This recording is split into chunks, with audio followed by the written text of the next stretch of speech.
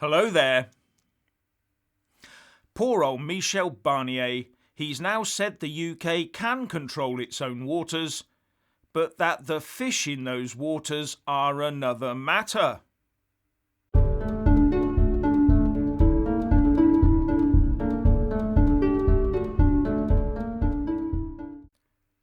Firstly, please subscribe and like this video to give my channel a boost.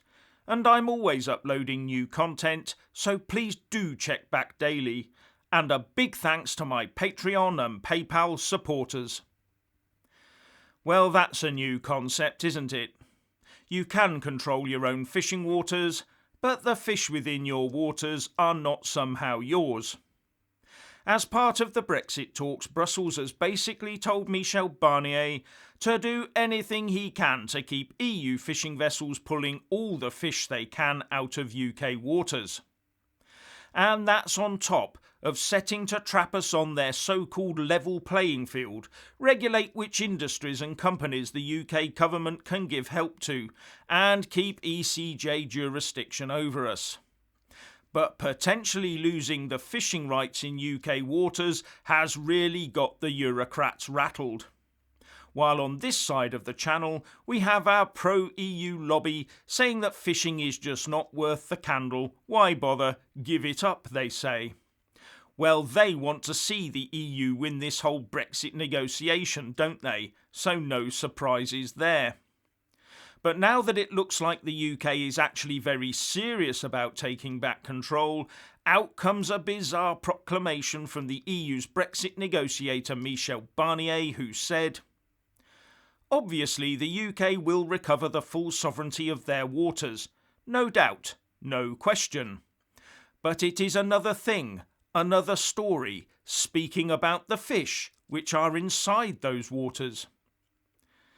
Now, how on earth does he work that one out? Yes, I know fish move around the oceans, but the significant bit is where those fish are when you go to catch them. And when the fish are in our exclusive economic zone, then it's the UK that has the rights over them. Here's what the Organisation for Economic Cooperation and Development, or OECD, says about exclusive economic zones. The first bit is their definition. An exclusive economic zone is a concept adopted at the Third United Nations Conference on the Law of the Sea in 1982, whereby a coastal state assumes jurisdiction over the exploration and exploitation of marine resources in its adjacent section of the continental shelf, taken to be a band extending 200 miles from the shore. And then the OECD puts it in context by adding, "The exclusive economic zone comprises an area which extends either from the coast or in federal systems from the seaward boundaries of the constituent states, 3 to 12 nautical miles in most cases, to 200 nautical miles or 370 kilometres off the coast. Within this area, nations claim and exercise sovereign rights and exclusive fishery management authority over all fish and all continental shelf fishery resources."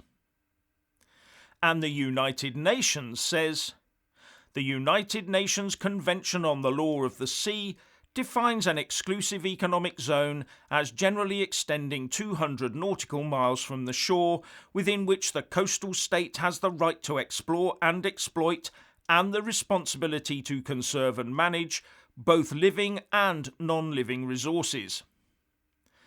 So doesn't all that make rather a nonsense of Michel Barnier's comment? Unless he thinks the EU will engage in some sort of covert submarine trawling, or maybe trying to entice or even force the fish out of UK waters and into EU nets. But further, is he saying that the fish in what will remain of the EU's own EEZ are up for grabs by all comers? Works both ways, you know. Anyway, back to reality.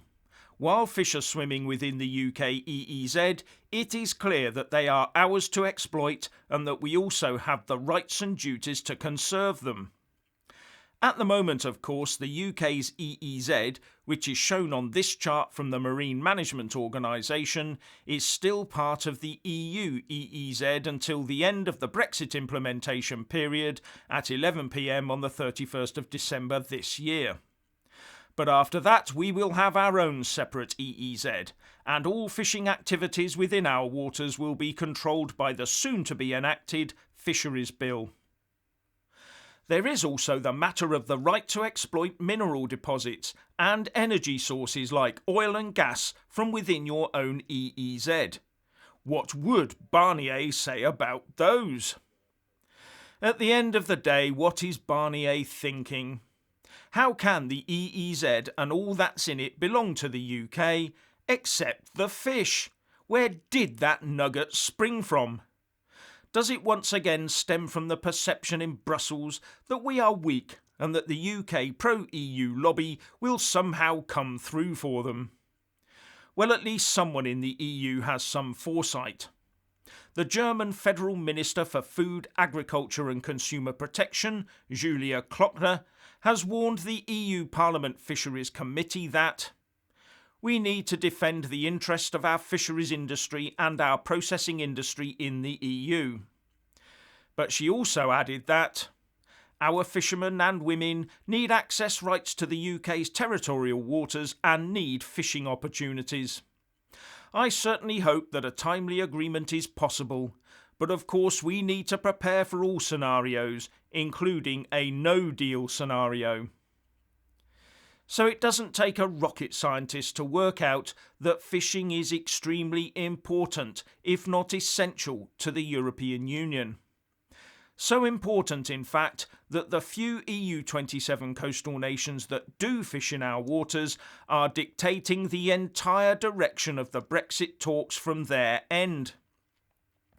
And now we have French MEP Pierre Karlskind claiming that the UK is seeking to destroy 1/3 of the EU fishing fleet in order to build up our own fishing fleet. Having a bit of a spat on the BBC Radio 4 Today programme with Barry Dias of the National Federation of Fishermen's Organisation, the NFO, the French MEP said, "Why do you want to destroy 1/3 of the European fishing fleet to build your own, just to build new vessels in the UK? This would be the result of the proposition under the UK government. You don't need to destroy 1/3 of the European fishing fleet." I don't remember the shedding of any EU tears when we were forced to shut down UK fishing communities. Do you? As an example, a House of Commons briefing paper from 2017 looked at the size of the UK fishing fleet by number of vessels and tonnage and said, at the end of 2016, the number of registered vessels stood at 6,191, an 8% fall since 2006.